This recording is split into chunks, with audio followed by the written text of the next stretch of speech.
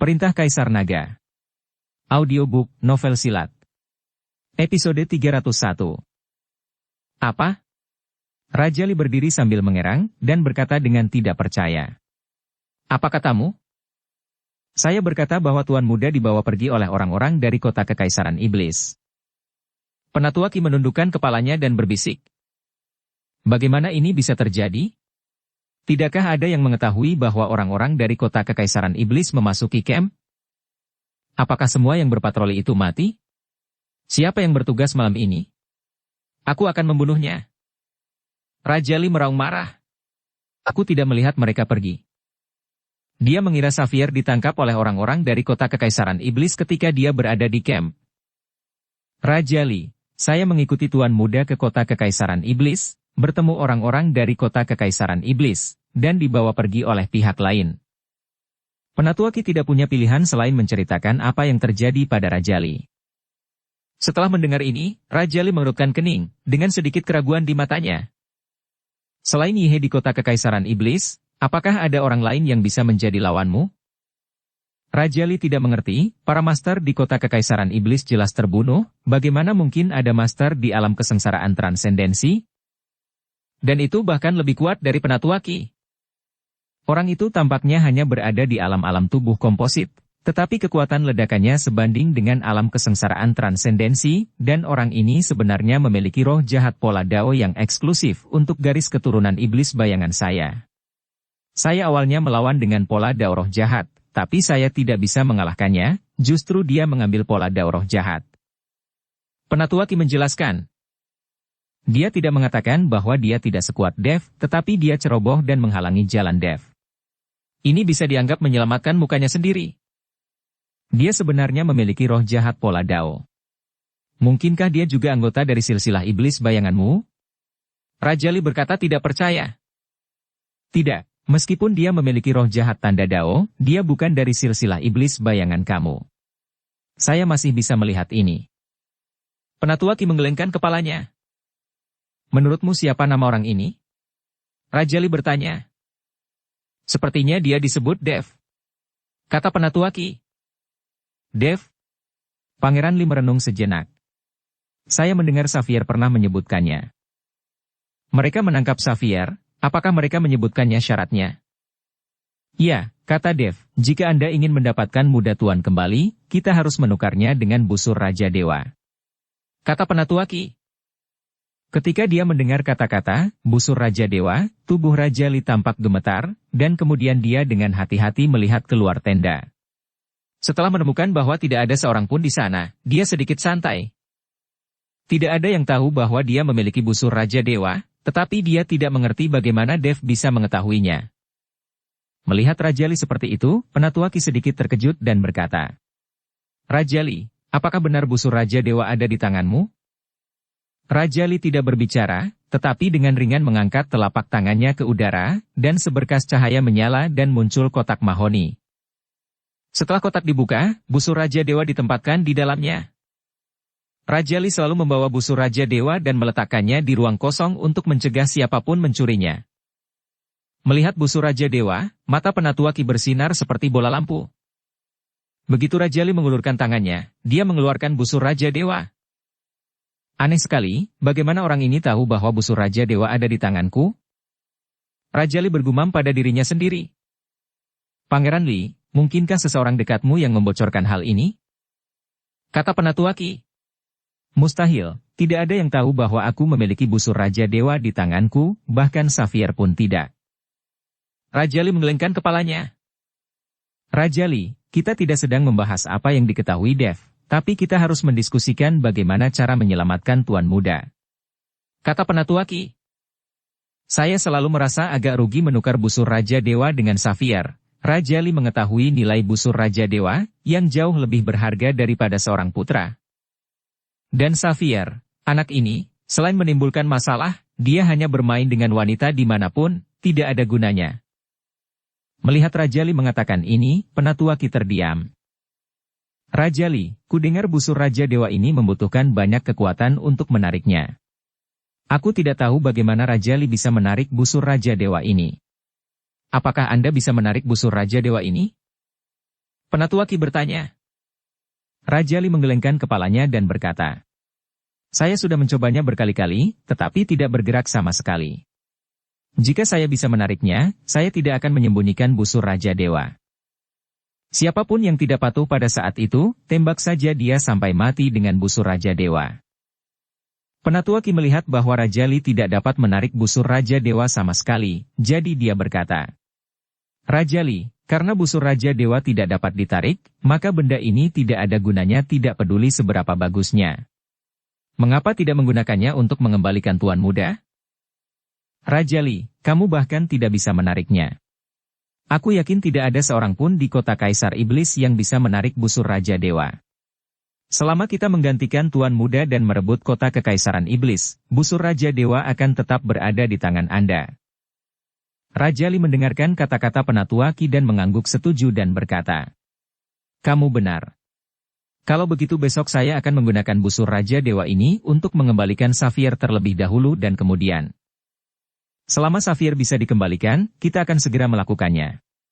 Meluncurkan serangan ke kota Kekaisaran Iblis, dan aku akan membunuh semua orang di kota Kekaisaran Iblis. Mata Raja Li penuh dengan niat membunuh. Penatua Qi merasakan niat membunuh itu dan tubuhnya bergetar tanpa sadar. Dia tahu bahwa Raja Li ini kejam, dan karena dia mengucapkan kata-kata seperti itu, dia pasti akan melakukannya. Ketika kota itu dibantai, kota Kekaisaran Iblis akan menjadi gunungan mayat dan lautan darah.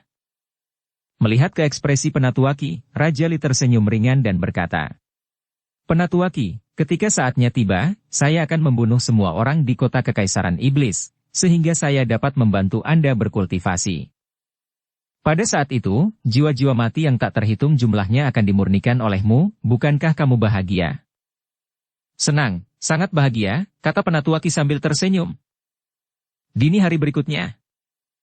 Saat Safir dibawa keluar dari penjara bawah tanah, dia sangat lemah. Melihat Safir seperti itu, Yihe langsung tahu siapa yang melakukannya. Yisha, apakah kamu melakukan ini? Yihe bertanya pada Yisha. Itu benar, aku yang melakukannya. Orang ini pantas menjadi seperti ini. Yisha melihat Safir dengan keras dan berkata, omong kosong, Safir ini ditangkap oleh Tuan Chen untuk tujuan lain. Jika kamu menyiksa Safir ini sampai mati, bukankah itu kesalahan besar? Yihe menegur Yisha. Yisha memutar matanya ketika mendengar ini, dan tidak berani berbicara lagi. Selama dia masih punya nafas, tidak masalah, tapi aku tidak tahu apakah Raja Li akan menghargai putranya. Dev juga sedikit khawatir saat ini, lagi pula, busur Raja Dewa itu senjata ilahi. Jika Raja Li tidak ingin menukarnya, itu akan merepotkan. Dev dan kelompoknya membawa Safir ke menara, lalu mengikat Safir dengan tali dan menggantungnya tinggi-tinggi. Tidak lama kemudian, mereka melihat sekelompok besar orang berjalan hanya beberapa ratus meter dari kota Kekaisaran Iblis. Kali ini, Raja Li secara pribadi memimpin tim. Ketika dia melihat Safir tergantung tinggi di menara, kemarahan yang tak ada habisnya keluar dari seluruh tubuhnya. Yihe, kamu tidak berani bertarung denganku dengan pedang dan senjata sungguhan. Keterampilan macam apa yang menangkap anakku secara diam-diam?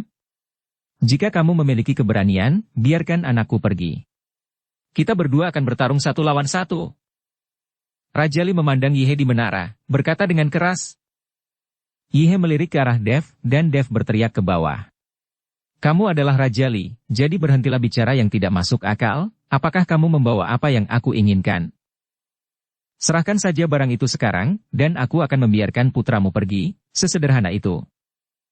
Raja Li memandang Dev dengan dingin, matanya penuh dingin. Aku membawanya ke sini, biarkan anakku pergi, kata Raja Li perlahan. Oke. Dev berkata dengan tegas, mengambil Safir dan bersiap untuk melakukan pertukaran dengan Raja Li. Tuan Chen, untuk mencegah trik, saya akan pergi bersama Anda. Kata Yihe pada Dev. Penatua Qi sambil tersenyum. Jika selama pertukaran, Raja Li melakukan trik, Dev akan berada dalam bahaya. Jangan khawatir, aku punya pengaturan sendiri, kamu tetap di sini dan perhatikan baik-baik, kata Dev sambil tersenyum tipis. Dev, Queenie, Juliet, dan Ruby semua mengelilinginya, mereka semua mengkhawatirkan Dev. Yisha melihat Dev dikelilingi oleh beberapa wanita, dan ekspresi wajahnya sangat rumit. Pada awalnya, dia berpikir bahwa dia lebih dari cukup untuk berdampingan dengan Dev. Bagaimanapun juga, dia adalah putri dari kota kekaisaran iblis. Tapi sekarang, Yisha memiliki harga diri yang rendah, karena Dev terlalu hebat, dan ada banyak wanita baik di sekitarnya. Yisha merasa tidak punya daya saing. Yihe di samping melihat ekspresi putrinya dan tahu apa yang dia pikirkan, jadi dia melangkah maju dan berkata, Yisha, jika kamu juga mengkhawatirkan Tuan Chen, kamu bisa pergi ke sana dan berbicara dengannya. Yisha menatap Kuenye dan yang lainnya dari mereka, akhirnya menggelengkan kepala. Dev, bagaimana jika kami pergi bersamamu, akan terlalu berbahaya jika kamu pergi sendiri. Kata Kuenye kepada Dev. Ya, ayo pergi bersama. Meski kekuatan kami tidak kuat, kami tetap bisa membantumu menghindari bahaya. Juliet juga berkata, di sini, kekuatan Juliet adalah yang paling rendah, tetapi dia sekarang adalah gadis Dev, jadi dia bisa menggunakan hidupnya untuk memblokir bahaya untuk Dev. Jangan arogan, jika sesuatu terjadi padamu, apa yang harus kami lakukan? Ruby membujuk Dev. Sepertinya mereka tidak ingin Dev melakukan pertukaran dengan Raja Li itu sendirian. Lihatlah penampilan kalian. Aku tidak akan mati. Aku sudah mengatakan semuanya. Aku punya pengaturan sendiri. Tidak akan ada masalah. Setelah Dev selesai berbicara, dia melompat turun dari menara bersama Xavier di pelukannya. Melihat Dev menuju pasukan kota Raja Mingli, Queenie dan yang lainnya sangat gugup. Nona Gao, Nona Liu, Anda tidak perlu mengkhawatirkan Tuan Chen. Tuan Chen akan baik-baik saja. Dia membuat formasi sihir di luar tadi malam. Orang-orang itu tidak bisa menyakiti Tuan Chen. Yulian dengan cepat menghibur Kuenye dan yang lainnya. Mendengar perkataan Yulian, Kuenye dan yang lainnya merasa sedikit lega. Yisha, pergi dan beritahu penjaga untuk memperhatikan, dan bersiaplah menyambut Tuan Chen kembali kapan saja. Kata Yihe pada Yisha. Yisha mengangguk lalu bersiap. Dev menggendong Xavier, berjalan perlahan di depan Raja Li. Keduanya berdiri saling berhadapan dengan jarak puluhan meter. Raja Li memandang putranya, yang penuh bekas luka, dan kaki celananya juga berlumuran darah, matanya tidak bisa menahan amarah. Mata Raja Li tertuju pada Dev, ini pertama kalinya dia melihat Dev. Orang yang seumuran dengan putranya ini dapat mengalahkan Penatua Qi. Apakah kamu Dev? Raja Li bertanya dengan dingin. Dev tidak berbicara, hanya mengangguk. Kamu ingin menukar anakku dengan busur Raja Dewa, tapi kamu membiarkan anakku terluka seperti ini. Bukankah itu terlalu berlebihan? Raja Li mengertakkan gigi dan bertanya, menahan amarah di dalam hatinya. Apakah itu terlalu berlebihan? Dev tidak bisa menahan diri untuk tidak mengangkat sudut mulutnya. Saya hanya mengatakan bahwa nyawa putra Anda akan ditukar dengan busur Raja Dewa, tetapi saya tidak mengatakan bahwa dia tidak akan dirugikan. Kamu harus berhenti bicara omong kosong. Sekarang putramu ada di sini, apa yang akan kamu lakukan? Tidak mau menukar. Jika kamu tidak mau menukar, maka aku akan menamparnya sampai mati. Beraninya kamu. Raja Li membuka matanya dengan marah, selama ini tidak ada yang berani mengancamnya. Dengan ekspresi jijik di wajah Dev, dia menampar wajah Xavier. Plak. Terdengar suara nyaring, dan Xavier menjerit setelah dipukul. Berhenti, kamu berani menghajar anakku di depanku, kamu mencari mati, kamu sedang mencari kematian, kamu tahu? Aura kekerasan dari tubuh Raja Li meledak, menderu keras. Masih mengancamku? Dev memutar matanya, lalu menamparnya beberapa kali lagi. Plak, plak, plak. Ah! Xavier berteriak berulang kali setelah dipukuli, menangis, memanggil ayah dan ibunya. Ayah, selamatkan aku, berhenti membuatnya kesal, atau aku akan dipukuli sampai mati. Xavier menangis ke arah Raja Li. Apa yang dia inginkan, berikan padanya secepatnya, berikan saja secepatnya. Raja Li melihat Xavier dipukuli Dev sangat marah hingga seluruh tubuhnya gemetar. Pada saat ini, dia sepenuhnya dikendalikan oleh Dev. Wah, jika anakku hilang, aku bisa membuatnya kembali, tetapi jika kamu membunuh anakku, hidupmu akan hilang. Pergilah, ingat, kamu hidup hanya sekali. Raja Li mengertakkan giginya dengan marah dan mengucapkan kata demi kata. Kamu sangat kejam. Kamu tidak menginginkan putramu lagi. Karena kamu tidak menginginkannya lagi, maka aku akan mengirimnya ke neraka, dan kita tidak perlu bertukar lagi. Dev tidak ingin Raja Li melihat keinginannya untuk mendapatkan busur Raja Dewa. Dia harus mengontrol inisiatif dengan tegas. Xavier, pernahkah kamu mendengar bahwa ayahmu yang kejam tidak menginginkanmu lagi, dia bisa beregenerasi, maka jangan salahkan aku. Ketika kamu sampai di dunia bawah, jika kamu ingin menyalahkanku, itu karena ayahmu yang kejam. Setelah Dev selesai berbicara, bola kekuatan spiritual langsung mengembun di telapak tangannya, dan dia menampar kepala Xavier. Dev tahu bahwa Raja Li hanya berbicara seperti ini. Jika Xavier benar-benar tidak penting, dia akan takut. Tidak perlu datang untuk bertukar. Sekarang dia ada di sini, itu membuktikan bahwa Xavier masih memiliki tempat di hatinya. Ketika Xavier melihat bahwa Dev benar-benar akan membunuhnya, dia berteriak kepada Raja Li. Ayah, mengapa ayah begitu kejam? Saya adalah putra kandung Anda. Ibu saya meninggal lebih awal. Bagaimana Anda bisa memperlakukan saya seperti ini? Hentikan. Saat Dev hendak menampar kepala Xavier, Raja Li akhirnya berteriak supaya Dev berhenti. Telapak tangan Dev hanya berhenti beberapa sentimeter di atas kepala Xavier, dan jika Raja Li terlambat satu langkah, Dev menampar Xavier sampai mati. Aku akan menukarnya denganmu. Lepaskan anakku, dan aku akan memberimu busur Raja Dewa. Mengatakan itu, Raja Li mengeluarkan busur Raja Dewa. Melihat busur Raja Dewa, tanpa sadar mata Dev bersinar. Beri aku busur Raja Dewa dulu, dan aku akan melepaskan putramu. Kamu membawa begitu banyak orang, tapi aku sendirian. Aku tidak cukup bodoh untuk membiarkan dia pergi dulu. Kata Dev kepada Raja Li. Kalau begitu aku memberimu busur Raja Dewa, bagaimana jika kamu tidak melepaskan anakku? Raja Li bertanya. Apakah kamu masih punya pilihan sekarang? Kamu hanya bisa mempercayaiku. Jika kamu tidak percaya, maka kita tidak perlu bertukar. Aku akan membunuh putramu dan menggantungnya di menara untuk meningkatkan semangat kami. Setelah Dev selesai berbicara, dia membawa Xavier. Jika kamu mengikuti Xavier, kamu harus kembali. Raja Li ragu-ragu, dia tidak berani memberikan busur Raja Dewa kepada Dev secara langsung. Pangeran Li, meskipun Dev sangat kuat, dia hanya sendiri. Mari kita beri dia busur Raja Dewa dulu, dan dia tidak akan bisa melakukan trik apapun. Jika saatnya tiba, kita akan menyelamatkan Tuan Muda dan melancarkan serangan ke kota. Selama kota Kekaisaran Iblis direbut, busur Raja Dewa akan bisa didapatkan kembali. Penatua Qi mencondongkan tubuh ke depan dan berkata kepada Raja Li. Setelah mendengar ini, Raja Li mengertakkan gigi dan berkata kepada Dev. Baiklah. Aku akan memberimu busur Raja Dewa dulu, tapi jika kamu berani mempermainkanku dan tidak melepaskan anakku, aku pasti tidak akan melepaskan kamu. Dan kamu mati tanpa tubuh. Dev tidak berbicara, tetapi mengangkat tangannya dan menampar Xavier beberapa kali. Jika Raja Li berani mengancamnya, Dev akan memukuli putranya. Xavier menjerit dan mulai menangis. Ketika Raja Li melihat ini, dia juga marah dan cemas. Tapi dia tidak punya pilihan selain membiarkan putranya berada di tangan Dev.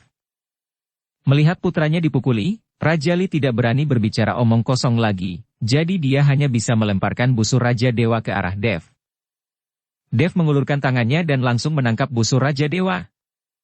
Merasakan aura di busur Raja Dewa, Dev sangat bersemangat. Busur Raja Dewa akhirnya kembali. Dukung channel Novel Silat dengan subscribe, follow, like, komen dan share. Dev, aku sudah memberimu busur Raja Dewa, bisakah kamu melepaskan anakku sekarang? Raja Li memandang Dev dan bertanya. Tentu saja, saya adalah orang yang berintegritas. Karena Anda memberi saya busur Raja Dewa, saya akan melepaskan putra Anda. Setelah Dev selesai berbicara, dia melempar Xavier. Melihat ini, Raja Li tiba-tiba melompat, menangkap Xavier, dan perlahan jatuh ke tanah. Saat Dev mengusir Xavier, tubuhnya mundur dengan cepat. Setelah menurunkan Xavier, Raja Li berteriak dengan marah. Nak, biarkan aku melihat kemana kamu pergi. Raja Li, tidak, pasti ada formasi di bawah kota Kaisar Iblis. Jika kamu mengejarnya sendiri, kamu pasti akan berada dalam bahaya. Jika sesuatu terjadi padamu, maka kita tidak akan memiliki pemimpin. Saya pikir kita harus mulai menyerang kota. Begitu kota ini hancur, mereka tidak akan bisa melarikan diri. Penatua Qi menghentikan Raja Li dan berkata. Raja Li memikirkannya, dan itu benar, jadi dia melambaikan tangannya dan berkata. Kepung kota sialan ini. Dalam sekejap, puluhan ribu tentara mulai menyerang kota. Yihe berada di menara. Menyaksikan puluhan ribu pasukan menyerang kota dengan sekuat tenaga, dia tidak bisa menahan cemberut, dan memerintahkan bawahannya untuk bersiap. Ketika Dev melihat pihak lain menembakkan pasukan besar untuk menyerang kota, dia bahkan tidak berlari menuju kota Kaisar Iblis, sebaliknya, dia berdiri di tempatnya, diam-diam mengawasi puluhan ribu pasukan musuh. Melihat Dev seperti ini, semua orang tercengang. Mereka tidak tahu apa yang akan dilakukan Dev. Mungkinkah Anda ingin mengandalkan kekuatan Anda sendiri untuk melawan puluhan ribu pasukan? Tuan Chen, cepat kembali. Melihat ini, Yihe berteriak keras. Dev, kembalilah. Penatua Qi sambil tersenyum. Cepat kembali. Kuenye dan yang lainnya juga cemas, berteriak keras. Tapi Dev tidak bergerak, dia telah menyingkirkan busur Raja Dewa, dia memegang pedang pembunuh naga yang bersinar di tangannya, dan dia ditutupi dengan baju besi emas yang tidak bisa dihancurkan. Pada saat ini, Dev memiliki aura sedemikian rupa sehingga satu orang dapat berdiri di depan 10.000 orang lainnya, tetapi aura tetaplah aura. Bagaimana Dev bisa menahan serangan puluhan ribu pasukan sendirian? Cepat jemput Tuan Chen. Melihat ini, ia hanya bisa berteriak pada Isha dengan keras. Isha mengangguk, segera memerintahkan pasukan yang telah disiapkan, perlahan membuka gerbang kota, dan bergegas keluar. Kuenye dan yang lainnya juga ingin meninggalkan kota, tapi mereka dihentikan oleh Yihe. Jika sesuatu terjadi pada orang seperti Queenie, Dev tidak akan pernah membiarkannya. Bagaimanapun, ini adalah wanita Dev, yang merupakan istri dari penguasa Istana Naga Langit, bagaimana Yihe bisa membiarkan mereka mengambil risiko. Yisha secara pribadi memimpin pasukan untuk bergegas keluar dan segera bergegas menuju Dev. Dev, apa yang kamu lakukan? Kenapa kamu tidak cepat kembali? Mata Yisha penuh amarah. Meskipun dia tidak mengerti mengapa Dev berdiri di sini, tapi itu sangat berbahaya. Jika dia tidak tahu bagaimana caranya pergi, semua pasukan kota Kekaisaran Iblis yang dia bawa mungkin akan dikuburkan di sini. Mengapa kamu ingin kembali? Apakah kamu tidak ingin membunuh musuh dengan senang hati? Dev memandang Yisha dan berkata sambil tersenyum. Tentu saja saya ingin membunuh musuh dengan cepat, tetapi kita memiliki sedikit orang dan kekuatan rendah. Bagaimana kita bisa bertarung dengan lawan? Sekarang kita hanya bisa menghemat kekuatan dan menunda waktu, berharap menunggu bala bantuan. Kata Yisha kepada Dev. Siapa bilang kita tidak bisa bertarung dengan sejumlah kecil orang? Dev memandang Yisha dengan ekspresi main-main di wajahnya. Beritahu para prajurit bahwa mereka siap untuk pembantaian, dan beritahu orang-orang di kota Raja Mingli tentang hal itu segera. Prajurit kita di kota Kaisar Iblis juga tidak bisa dianggap enteng. Kamu. Melihat Dev bertekad untuk tidak kembali, Yisha tidak punya pilihan selain menoleh dan memerintahkan.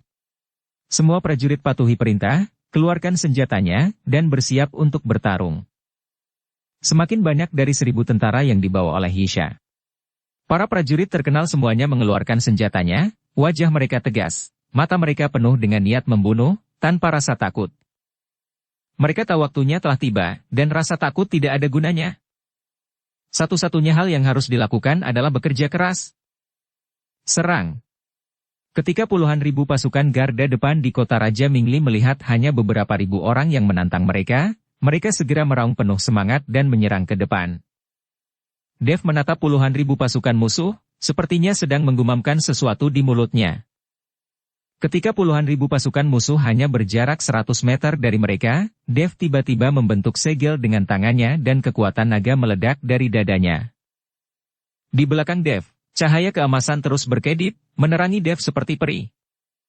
Dengan kilatan cahaya keemasan, gelombang tak terlihat mulai menyapu, menutupi dunia di depan Dev. Dalam sekejap, semua orang terkejut melihat sinar cahaya yang tak terhitung jumlahnya tiba-tiba meletus dari tanah. Sinar cahaya ini mulai terhubung dengan kecepatan kilat, dan akhirnya membentuk tirai cahaya misterius.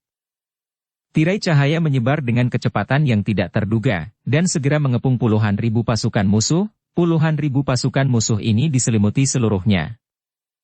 Itu sebuah formasi.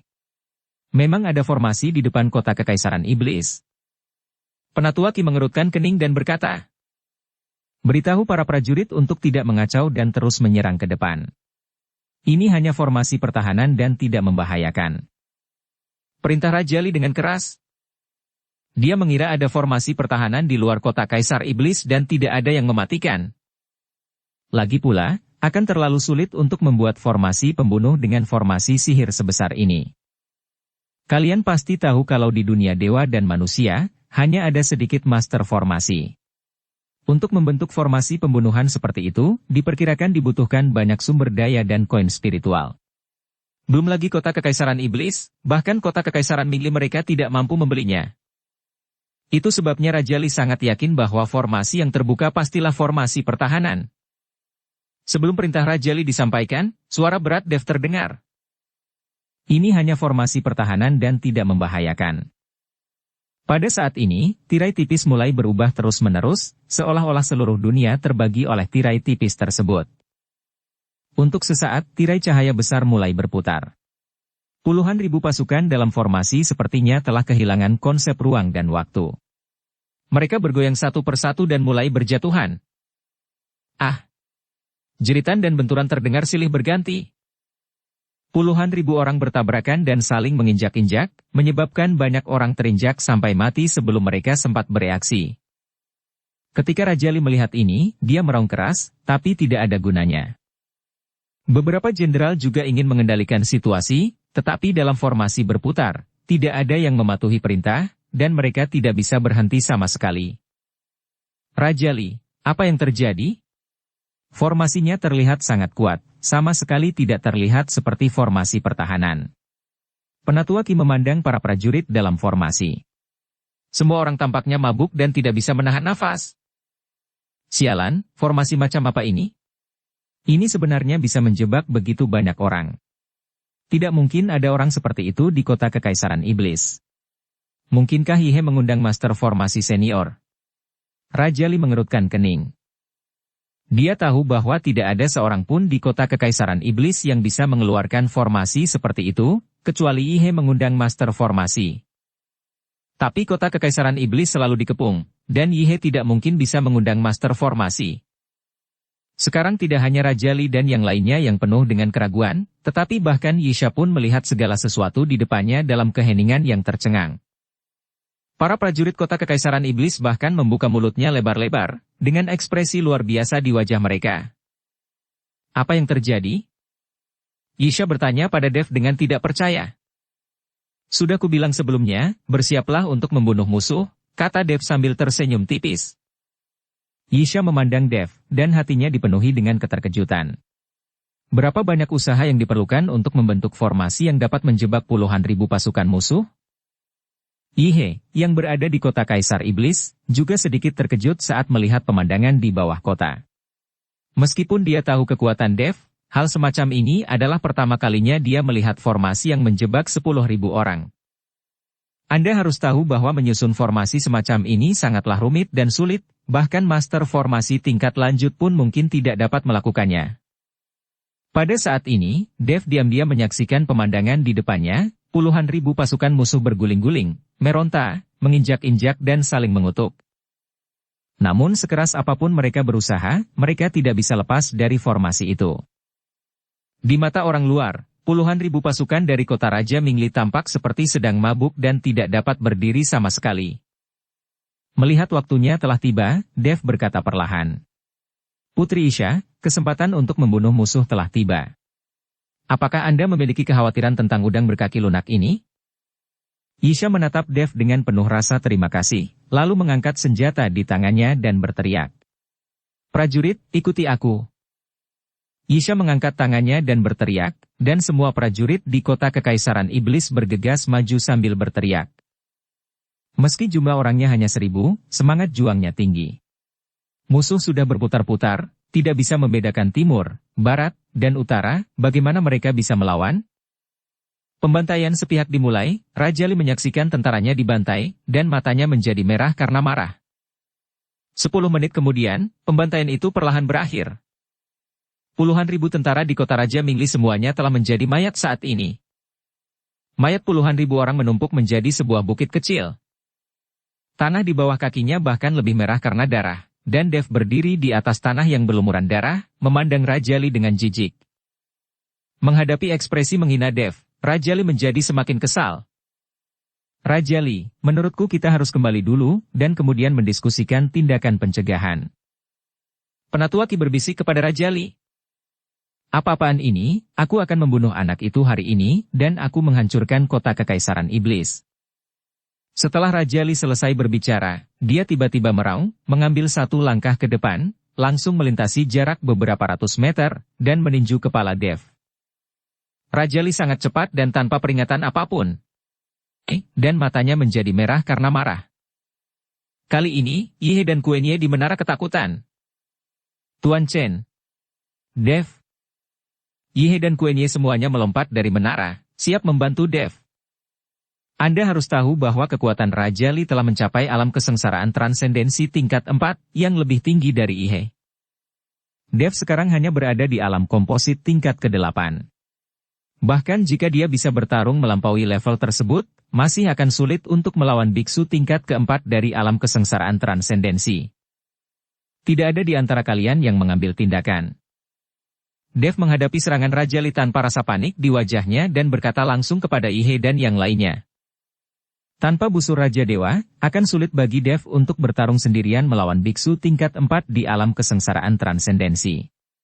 Tetapi sekarang dia memiliki busur Raja Dewa, dan dia sangat percaya diri. Yihe dan yang lainnya tercengang, tetapi Dev mencegah mereka untuk melakukan apapun, jadi mereka hanya bisa berdiri di samping dan menonton. Nak, kamu terlalu gila. Raja Li melihat bahwa Dev hanya berada di alam komposit tingkat 8 dan menolak untuk membiarkan orang lain membantu. Ini jelas melemahkannya. Saya melihat tubuh Raja Li mengembang terus-menerus di udara, dan akhirnya berubah menjadi raksasa setinggi lebih dari 3 meter, dan tinjunya menjadi sangat besar. Pukulan ini datang dari langit, langit dan bumi bergejolak, dan kekuatan seperti tsunami meledak. Kekuatan binatang buas di tubuh Raja Li juga mendidih dengan pukulannya. Dev meletakkan pedang pembunuh naga di tangannya, lalu dengan teriakan dingin, dia melompat dan meninju Raja Li. Tubuh Dev terlihat sangat kecil di depan sosok raksasa Raja Li, tetapi Dev tidak memiliki rasa takut sedikit pun. Busur Raja Dewa adalah sumber kepercayaan dirinya. Dev sudah lama mengetahui bahwa alasan mengapa Raja Li menukar busur Raja Dewa adalah karena dia tidak bisa menarik busur Raja Dewa sama sekali, dan dia juga menebak bahwa dia tidak bisa menariknya.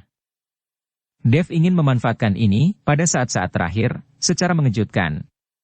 Dia sengaja menggunakan busur Raja Dewa untuk membunuh Raja Li. Selama Raja Li mati, pasukan kota Raja Mingli akan dihancurkan tanpa serangan. Boom! Dengan keras, tinju Dev akhirnya bertabrakan dengan tinju Raja Li. Ledakan besar membuat wajah semua orang berubah, dan dalam sekejap, nafas yang tak terlihat mulai menyebar dengan cepat. Kembali, cepat kembali. Melihat ini, Yihe berteriak keras. Banyak orang mulai mundur dengan putus asa. Namun, beberapa tentara mundur terlalu lambat, dan mereka memuntahkan darah dari mulut mereka dan terlempar. Bazwus.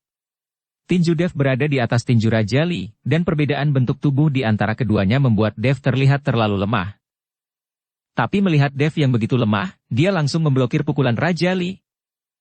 Aku melihat tubuh kedua orang itu melayang di udara, dan dua kekuatan menakutkan terus-menerus memancar dari tinju mereka, menyebabkan ruang di sekitar mereka berdua mulai terdistorsi. Wah, tidak heran kamu bisa mengalahkan Penatua Qi. Tampaknya kamu benar-benar memiliki kekuatan. Raja Li melihat pukulannya diblokir oleh Dev, dengan ekspresi sedikit terkejut di wajahnya, tetapi matanya penuh kekuatan. Bahkan jika Dev dapat melompati katak untuk bertarung, bagaimanapun juga, dia hanyalah biksu tingkat 8 dari alam tubuh komposit. Raja Li sama sekali tidak percaya bahwa Dev dapat mengalahkan dirinya sendiri dengan kekuatan dari alam tubuh komposit tingkat 8. Dan ada hal lain, Raja Li memiliki rasa percaya diri yang tiada tara di dalam hatinya, yaitu fisik yang kuat, Anda harus tahu bahwa ras binatang buas mereka dilahirkan dengan kekuatan yang tak tertandingi, dan itu adalah kekuatan fisik yang paling murni. Raja Lee tidak menyangka bahwa kekuatan yang dia yakini adalah hal yang paling tidak dimiliki Dev. Jika itu murni kekuatan fisik, Dev bisa dipanggil kakek. Dev berasal dari klan naga, dan dia juga dari klan naga emas. Adakah yang bisa menandingi dia dalam kekuatan fisik murni? Sangat disayangkan Raja Lee bahkan tidak membuka matanya untuk melihat ke arah Dev. Tepat ketika Dev menggunakan kekuatan naga, Raja Lee hanya fokus pada formasi. Raja Lee saat ini masih belum mengetahui identitas asli Dev. Aku ingin tahu seperti apa ekspresinya ketika dia mengetahuinya. Aku tidak hanya bisa mengalahkan penatua Ki itu, tapi aku juga bisa dengan mudah mengalahkanmu, pemimpin para monster itu. Dev mendengus dingin. Sungguh berani, aku akan membiarkanmu melihat kekuatan sebenarnya dari ras binatang buas. Raja Lee tiba-tiba tenggelam, dan dengan teriakan dingin, otot-otot Raja Lee terangkat, dan otot-ototnya terangkat. Seluruh tubuh orang itu membengkak lagi. Saya melihat tubuh Dev dan Raja Lee turun, dan keduanya mendarat ke tanah. Kekuatan besar menyebabkan tanah mulai runtuh dan hancur. Dalam sekejap, lubang besar sepanjang ratusan meter muncul, dan masih menyebar ke segala arah. Klan binatang buas Raja Lee ini memang jauh lebih kuat dariku. Ia melihat pemandangan di depannya dan hanya bisa menghela nafas. Ayah, jika Dev ingin mengandalkan kekuatan fisiknya untuk melawan Raja Lee, dia mungkin akan kalah telak, kan? Yisha tidak mengerti mengapa Dev ingin bertarung dengan Raja Lee, karena dia tahu semua jenis mantra dan keterampilan bertarung. Ia menggelengkan kepalanya. Akan lebih baik jika Raja Lee benar-benar hanya bersaing dengan Tuan Chen dalam kekuatan fisik. Tubuh Tuan Chen tidak ada bandingannya. Raja Lee tidak mengetahui identitas Dev, namun, Yihye tahu bahwa tubuh naga emas asli lebih kuat daripada tubuh fisik binatang buas. Kekuatan Raja Lee terus meledak, dan bumi meraung. Di sisi lain, Dev menghadap Raja Lee dengan tinju di depannya, tanpa ekspresi apapun yang berfluktuasi di wajahnya. Tidak peduli seberapa kuat ledakan Raja Lee, dia tidak dapat membuat Dev bergerak sedikit pun. Dev, yang terlihat kurus dan lemah di depan Raja Lee, berdiri tegak seperti gunung yang tak tergoyahkan saat ini. Apakah ini kekuatan klan binatang buasmu yang sebenarnya? Apakah ini kekuatan fisik yang kamu banggakan? Dev bertanya dengan sinis. Raja Lee sedikit mengernyit. Meskipun dia tidak melepaskan seluruh kekuatannya, dengan kekuatan ini, bahkan jika Yihye mengikutinya untuk bertarung, dia mungkin harus mundur beberapa langkah, tetapi Dev tidak bergerak sama sekali. Tapi saat Raja Lee bingung, Dev tiba-tiba bergerak. Tubuh Dev melompat, dan kekuatan fisik paling murni di tubuhnya meledak, tanpa kekuatan spiritual atau keterampilan apapun, apalagi menggunakan kekuatan naga dan kekuatan aslinya. Tubuh Dev berputar di udara, dan kekuatannya meledak pada saat ini, dan kemudian dia menendang dengan keras ke arah Raja Lee. Ketika Raja Lee melihat ini, dia menyilangkan tinjunya dan memblokirnya tepat di depannya. Raja Lee sangat yakin dengan kekuatan fisiknya, jadi dia tidak menghindar. Blaar! Dev menendang kedua lengan Raja Lee dengan keras. Tubuh besar Raja Lee melesat seperti meteor, lalu tubuhnya menghantam tanah dengan keras, seketika menimbulkan asap dan debu di langit. Hanya jurang lurus yang muncul, yang dengan paksa dirobohkan oleh tubuh Raja Lee. Bagaimana ini bisa terjadi? Penatua Ki terkejut. Dia tidak mengerti bahwa Raja Lee sebenarnya dipukuli oleh seorang anak laki-laki di alam komposit tingkat 8. Meskipun dia telah merasakan kekuatan Dev, Dev juga oportunis dan ceroboh. Tapi kali ini, Dev tidak menggunakan oportunisme apapun dan menggunakan kekuatan nyata. Ini sangat mengejutkan. Tubuh Raja Lee terbang jauh sebelum berhenti. Saat dia berdiri perlahan, amarahnya telah membuatnya menjadi ganas. Di hadapan banyak prajurit, ia justru diusir oleh seorang anak laki-laki yang dalam keadaan alam komposit. Bagaimana mungkin Raja Lee tidak marah? Ini membuatnya kehilangan muka, dan juga membuatnya kehilangan gengsi di depan para prajurit. Aku ingin kamu mati, aku ingin kamu mati. Raja Lee meraung, aura tak berujung beredar di antara langit dan bumi, dan tekanan mengerikan menyebar di udara. Saya melihat kehampaan bergetar di belakang Raja Lee, dan sesosok tubuh besar perlahan muncul, berdiri di dalam kehampaan, aura kekacauan di dalam kehampaan terus bergulir, membentuk fenomena kacau, Tidak jelas sosok apa itu.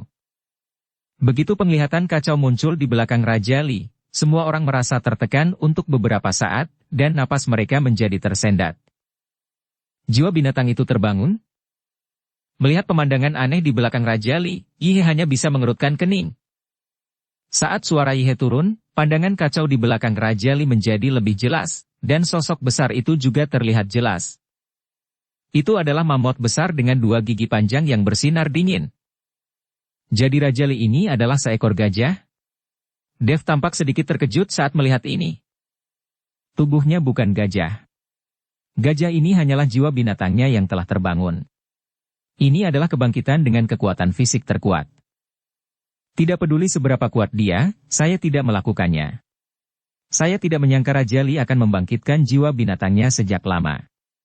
Tampaknya dia telah menyembunyikannya sangat dalam. Mata Yihe penuh dengan rasa iri. Mungkin yang lain belum tahu apa itu kebangkitan jiwa binatang, tapi Yihe tahu betul bahwa kebangkitan jiwa binatang adalah apa yang diimpikan oleh setiap biksu binatang buas. Setelah jiwa binatang terbangun, itu berarti kekuatannya telah memasuki tahap lain. Hanya saja sangat sedikit biksu binatang buas yang telah membangkitkan jiwa binatang. Ketika jiwa binatang tertentu terbangun, mereka bisa mendapatkan kekuatan jiwa binatang. Apa yang dibangunkan Raja Li ternyata adalah jiwa binatang mamut, jadi kekuatan fisiknya akan meningkat secara eksponensial. Tidak heran jika sejak awal saat dia bertarung dengan Dev, dia mengandalkan kekuatan murni dari tubuh fisiknya untuk bertanding. Yihe yang awalnya sangat percaya diri dengan kekuatan fisik Dev, kini mulai merasa sedikit khawatir. Semua biksu binatang buas di tempat kejadian, semua memandang Raja Li dengan iri dan cemburu. Penglihatan terbentang di belakang Raja Li, langit dan bumi berguncang, batu-batu besar berguling, auranya bergejolak, dan angin serta awan berubah warna. Nah, inilah kekuatan sebenarnya dari klan binatang buas. Raja Li meraung, menatap Dev, wajahnya penuh dengan niat membunuh, seperti dewa pembunuh yang sangat besar, itu menakutkan. Dan jiwa binatang raksasa di belakangnya meraung ke langit dan mengeluarkan suara yang keras. Dev memandang Raja Li, sudut mulutnya sedikit terangkat, dan tidak ada rasa takut di matanya. Jika Raja Li memiliki metode lain, Dev mungkin akan lebih memperhatikannya, tetapi dibandingkan dengan tubuh fisiknya, Dev hanya meremehkannya. Anda harus tahu bahwa tubuh fisik Dev diperkuat kembali ketika dia menyerap energi naga di bawah pulau laut tinta. Bahkan jika Raja Li membangkitkan jiwa binatangnya, tidak ada yang perlu ditakutkan. Seekor mamut kecil, kamu berani mengatakan bahwa ini adalah kekuatan ras binatang buas yang sebenarnya. Saya hanya bisa mengatakan bahwa kamu adalah katak di dalam sumur dan tidak memiliki pengetahuan. Pernahkah kamu melihat kekuatan ras binatang buas yang nyata? Dibandingkan dengan ini, ada banyak ras binatang buas lain dengan mamut yang kuat. Kamu benar-benar bodoh. Dev perlahan mengangkat tubuhnya, melayang di udara, dan berkata dengan suara dingin. Aku adalah katak di dalam sumur? Hari ini aku akan menunjukkan kepadamu siapa katak di dalam sumur. Setelah Raja Li selesai berbicara, dia menginjak kehampaan, dan kehampaan itu meraung dan bergetar, seolah-olah seluruh kekosongan akan segera hancur. Raja Li yang bertubuh besar melangkah ke arah Dev dengan satu tendangan. Saat ini, tendangan Raja Li lebih besar dari seluruh tubuh Dev. Ia ingin menginjak-injak kaki Dev untuk membalas dendam karena baru saja ditendang oleh Dev. Ketika Raja Li menginjaknya, Dev mencibir, tubuhnya bergoyang, dan dia menghilang. Blaar! Kaki Raja Li meleset dari sasaran dan langsung menginjak tanah, menyebabkan bumi berguncang. Melihat kakinya menginjak tanah, Raja Li melangkah ke arah Dev lagi. Dev menggunakan gerakan dan kecepatannya yang fleksibel untuk menghindari serangan Raja Li. Dia melarikan diri beberapa kali berturut-turut, yang membuat Raja Li sangat marah. Seperti kata pepatah, segala sesuatu memiliki yin dan yang, pro dan kontra. Raja Li membangunkan jiwa binatang mamut, dan tubuhnya menjadi lebih kuat dan kekuatannya menjadi lebih kuat, tetapi kecepatannya malah menjadi lebih lambat. Mudah dihindari oleh Dev beberapa kali berturut-turut, dan Raja Li akan sangat marah sampai mati. Apakah kamu seorang pengecut yang hanya bisa mengelak? Bagaimana dengan keberanian untuk menghadapiku secara langsung sekarang? Raja Li melihat bahwa Dev selalu menghindar, jadi dia mulai menggunakan cara agresif pada Dev. Tuan Chen, jangan tertipu. Meskipun Raja Li telah membangkitkan jiwa binatangnya, kekuatannya akan meningkat pesat, tetapi kecepatannya akan melambat. Jangan berhadapan langsung dengannya, Yi He mengingatkan Dev dengan keras. Tapi Dev sepertinya tidak mendengarnya, dan dia tersenyum dingin pada Raja Li dan berkata, "Oke, karena kamu ingin bertarung langsung, maka aku akan menghadapimu." Setelah selesai berbicara, sosok Dev menghilang dari mata Raja Li lagi. Sebelum Raja Li sempat bereaksi, Dev sudah muncul di hadapan Raja Li. Bang! Sebuah tangan besar menampar wajah Raja Li dengan keras, dan darah langsung muncrat dari sudut mulut Raja Li. Setelah Dev menampar Raja Li, dia segera mundur. Hal ini membuat Raja Li mulai menjadi gila. Ketika semua orang melihat Raja Li ditampar oleh Dev, mata mereka membelalak tak percaya di wajah mereka.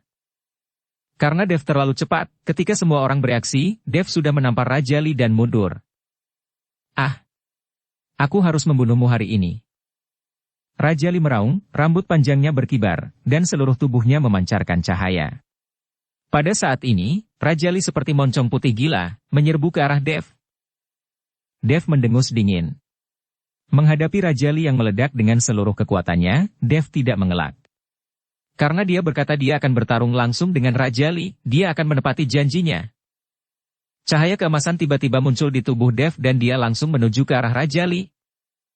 Kali ini, Dev tidak menggunakan tubuh emasnya yang tidak bisa dihancurkan, dia ingin menggunakan tubuh fisiknya yang paling murni untuk melawan Raja Li bertarung.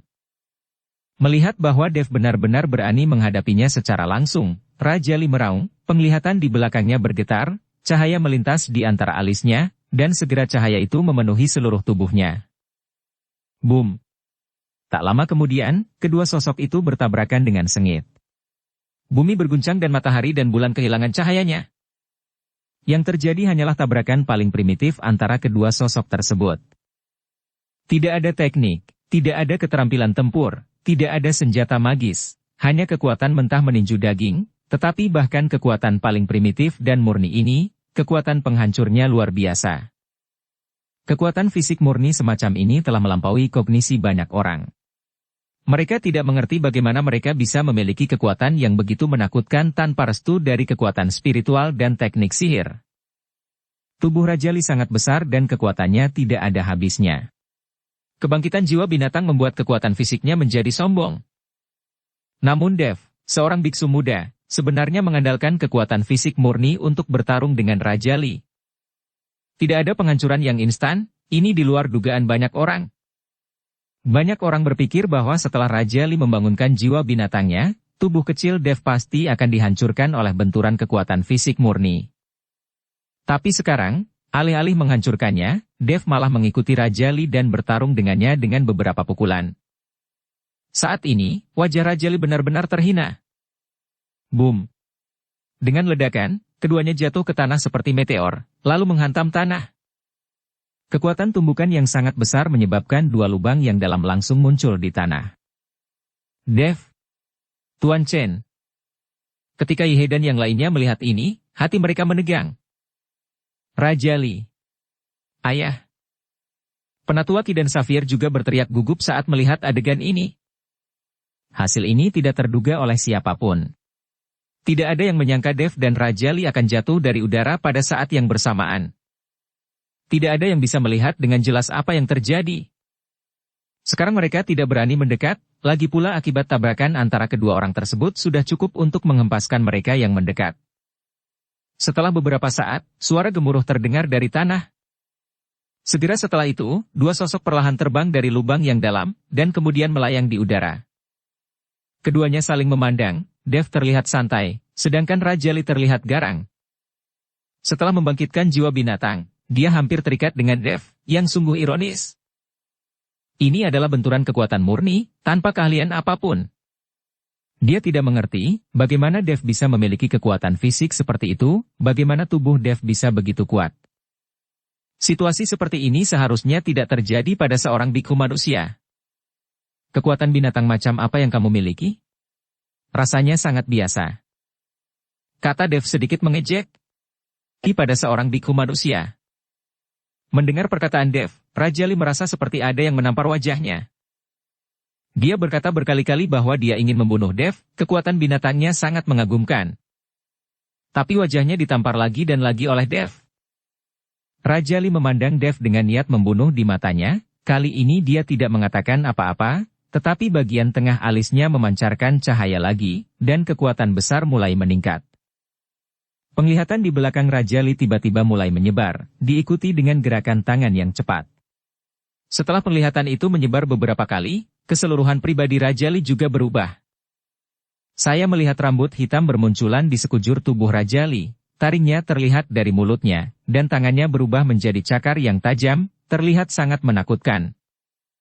Raja Li ini berubah menjadi monster setengah manusia, setengah binatang, tapi kekuatannya jelas meningkat lagi. Tadi aku baru saja mengujimu, sekarang saatnya memberitahumu. Raja Li akhirnya meraung, suara itu seolah keluar dari tenggorokannya, sangat canggung.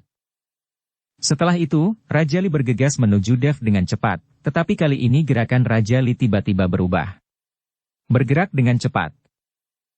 Aku melihat bayangan hitam melintas, dan Raja Li telah tiba di depan Dev. Segera, dia menampar Dev dengan cakarnya, dan ketika cakarnya jatuh, kekosongannya terkoyak. Dev juga tertangkap oleh ini. Dengan tamparan cakar, tubuhnya terbang terbalik, dengan noda darah di dadanya. Dev. Tuan Chen. Melihat ini, Ye dan Kuenye bergegas mendekat dan menghentikan Dev jatuh. Melihat ke arahnya, ada luka di dada Dev. Queenie dan yang lainnya merasa patah hati. Dev, kamu baik-baik saja? Kuenye bertanya dengan prihatin. Aku tidak apa-apa, cedera kecil ini bukan apa-apa. Dev tersenyum dengan mudah. Tapi dia bisa melukai tubuhku. Kekuatan Raja Li ini cukup bagus. Raja Li melihat bahwa Dev terluka, matanya tiba-tiba menunjukkan kebanggaan, dan tubuhnya memancarkan aura haus darah, yang menakjubkan. Berdiri di kehampaan, penglihatan di belakangnya terus berkedip, seolah memberi Raja Li dengan beberapa jenis kekuatan. Wah, sekarang, pernahkah kamu melihat kekuatan sebenarnya dari suku binatang buas? Saya hanya menggunakan 50% dari kekuatan saya sekarang. Jika saya memukul dengan seluruh kekuatan saya, Anda akan menjadi mayat sejak lama. Raja Li menatap Dev dengan sangat bangga dan berkata. Bersambung ke episode 302. Dukung kami dengan subscribe, follow, like, komen dan share. Terima kasih.